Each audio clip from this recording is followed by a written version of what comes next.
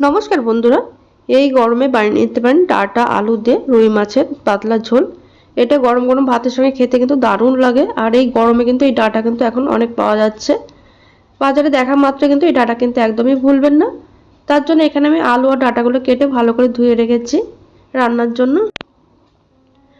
আর এখানে দেখুন আগের থেকে নুন হলুদ দিয়ে মেখে রেখেছি রুই মাছ। এখানে আমি 3 পিস রুই মাছ নিয়েছি।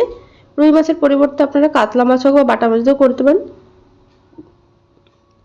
এবার মাছ ভাজার জন্য দেখুন কড়াইতে দিয়ে দিচ্ছি 1 টেবিল চামচ সরষের তেল। তেল ভালোভাবে গরম হয়ে যাওয়ার পর নুন হলুদ দিয়ে মেখে রাখা মাছগুলো দিয়ে দিচ্ছি।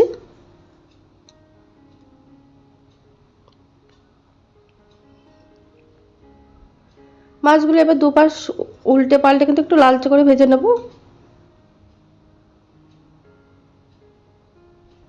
এই ডাঁটার ঝোলের মাছ কিন্তু খুব বেশি কড়া করে ভাজতে নেই। দেখুন এরকম হালকা লালচে রং চলে আসলে কিন্তু মাছগুলো আমি তুলে নিচ্ছি।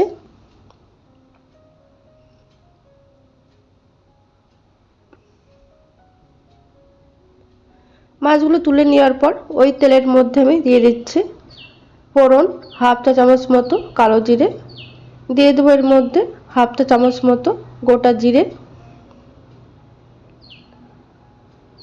এবার দিয়ে দিচ্ছি এর মধ্যে দুটো তেজপাতা।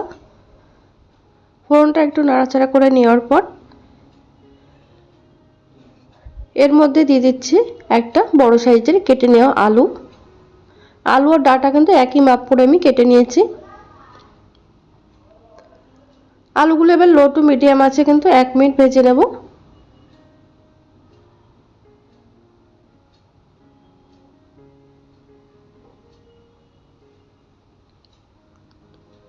দেখুন 1 মিনিট ভেজে নিয়েছি। এবার এর মধ্যে দিয়ে দিচ্ছি কেটে রাখা ডাঁটা।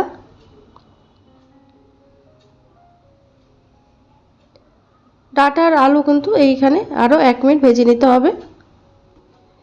দেখুন এখানে ডাঁটার আলুটা ভাজা হতে হতে অন্যদিকে আমি একটা মশলা রেডি করে নেব। এখানে নিয়েছি একটা মিডিয়াম সাইজের টমেটো, নিয়েছি কাঁচা পাকা লঙ্কা, নিয়েছি হাফ ইঞ্চি মতো আদা। এটা কিন্তু মিক্সিতে আমি বেটে নেব। এদিকে দেখুন সবজিটা কিন্তু ভাজা হয়ে গেছে। এবার এর মধ্যে দিয়ে দিচ্ছি বেটে রাখা মশলা।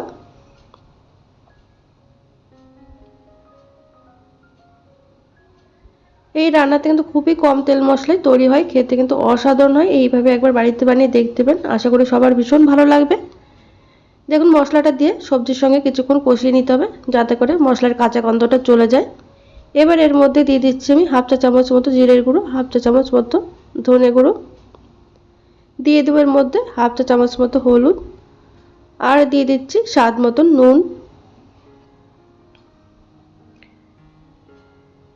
এবার সমস্ত কিছু 1 থেকে 1.5 মিনিট কষিয়ে নিতে হবে মিডিয়াম আঁচে।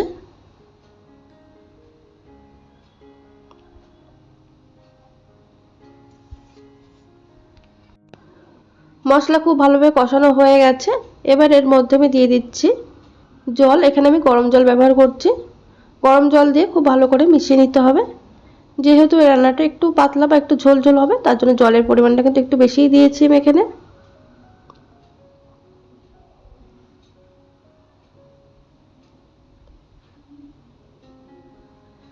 খুব ভালো করে মিশিয়ে নেওয়ার পর গ্যাসের আঁচ মিডিয়ামে রেখে কিন্তু ঢাকা দিয়ে এটা আমি হতে দেবো 2 মিনিট।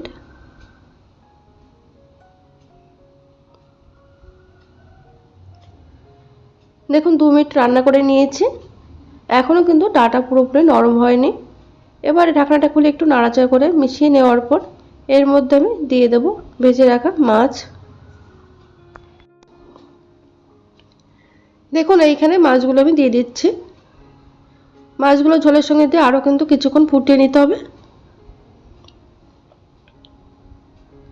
ঝোলের সঙ্গে মিশিয়ে নেওয়ার পর আবারও কিন্তু গ্যাসের আঁচ লো টু মিডিয়ামে রেখে ঢাকা দিয়ে আরও 2 থেকে 3 মিনিট কিন্তু রান্না করে নেব। এতে করে ডাঁটার আলুটা কিন্তু খুব সুন্দর নরম হয়ে যাবে। 3 মিনিট পর আমি ঢাকনাটা খুলে নিয়েছি। দেখুন এখানে আলু ও ডাঁটাটা কিন্তু খুব সুন্দর নরম হয়ে গেছে। এই সময় আপনারা 2-1টা আলু কিন্তু ঝোলের সঙ্গে মিশিয়েও দিতে পারেন। একদম রেডি। তাহলে বন্ধুরা ভিডিওটি ভালো লাগলে লাইক কমেন্ট শেয়ার করতে ভুলবেন না।